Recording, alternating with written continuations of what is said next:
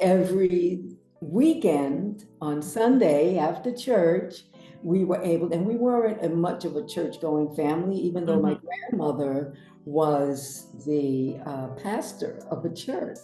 Your grandmother was a pastor? My grandmother was the pastor of a church. Wow. Listen to this. My grandmother was the pastor of a storefront church in the Bronx. Her husband, my grandfather, was one of the biggest bootleggers in New York. No way! And they lived happily together all those years. Wow. They passed. And so that's the way it was. So that was the influence I had. Just walk through the hills and take our basket and we would get coconut. Well, I wouldn't get coconuts. You got to climb, you know. The thing about coconuts, if you don't know, like coconut trunks are smooth. And these coconut trees are 20, 30, 40, 50 feet in the air. Whoa. They climb these trees with no branch, smooth. They are using their, I will tell you to this day, I think Jamaicans are superhumans. The things that I've seen them do, I'm clear. I got exposed to my maternal grandfather, and he was a physician. He'd also been born in 1850, 11 years before the Civil War started. So that was interesting. And he, as a physician, wound up giving me a written record of what he went through. There was a journal. I did not get that until I was early 30s from one of his lawyers.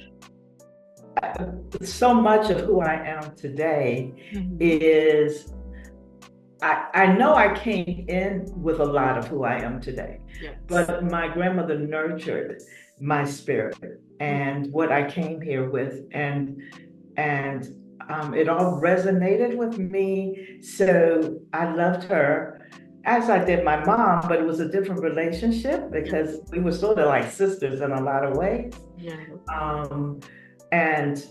My grandmother passed on in her action and her words, so much knowledge and wisdom for me, and nurtured every part of me. I learned to read at 3 because of her and my grandfather just taking the time to read to me every Sunday the comic strips and just pointing through every word. So I learned sight reading just really early because of sitting on their laps.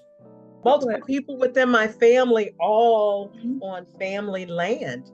And so I was raised by the village. You know, my mom had the family home back here.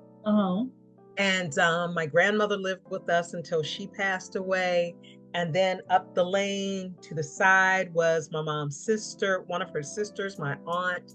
And there was a huge garden in between our properties that my aunt's husband, my Uncle Alan, would have each year. And we helped in the garden.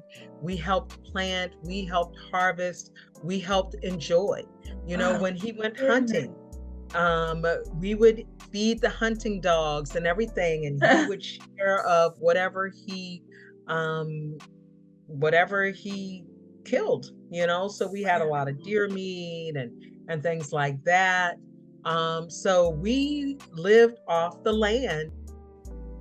So I'm one of them little boys that had to stay with his mama because they say I was too bad and wouldn't listen to nobody else. Oh no. That's just the cover story. Because I had to learn certain stuff from my mama, not from my dad.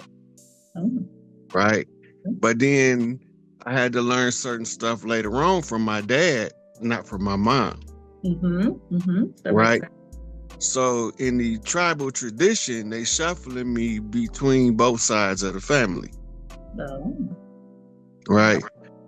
So they playing what's called the Mississippi 2 Shuffle. It's it's to train up a boy to become a chief. Join us on a journey of self-discovery and mindfulness. Grandma's Secrets, the art of living a traditional life in a modern world is a heartwarming anthology that celebrates the wisdom of our elders and ancestors. Coming March 30th, 2024.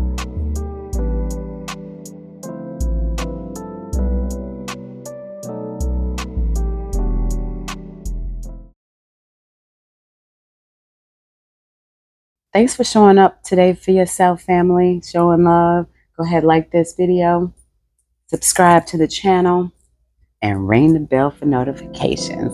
We out till we see you next time. Mwah.